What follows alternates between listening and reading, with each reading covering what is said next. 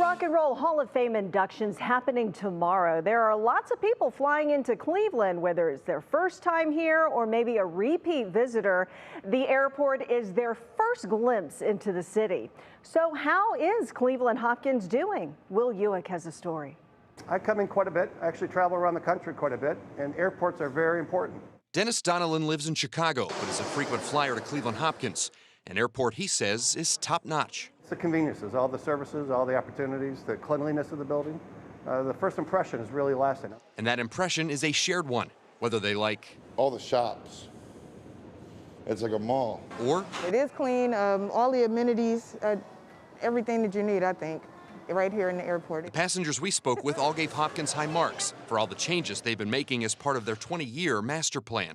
The airport plan for Hopkins doesn't just include the airport. It includes parking, it includes roadways, it includes access, it includes gate expansion. Richard Mangrum, an aeronautics professor at Kent State University, has been impressed with the progress at Hopkins.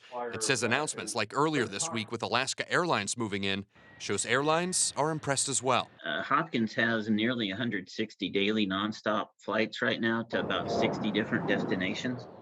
So that's a respectable number, and they've added, so it's kind of an endorsement of what's going on at the airport when you see new airlines showing up. The master plan is all about getting bigger and better, with the goal of reaching 15 million passengers a year by 2039. And if they're going to get there, Mangrum says these events like the Rock Hall induction will go a long way in assisting. These huge events are critical to not only the city, but to the airport. Because it's revenue. It also helps to dazzle passengers along the way. Airports are our first impression of a city.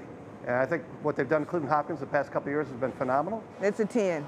I like the airport. It's clean. It shows a lot of the things that's going on in the city, everything. For Clevelanders, this is the image that they most often recognize or think of when they think of their city. But as you heard there, passengers, the first impression they get is the airport. Now, Cleveland Hopkins is the 43rd busiest in the nation. But with events like the Rock and Roll Hall of Fame induction, you have the All-Star game at Rocket Mortgage Fieldhouse coming up. Lena, those numbers could rise, so it's good to know that as of right now, it's at least a very good first impression. Yeah, and to all our visitors, welcome to Cleveland. Thanks so much, Will.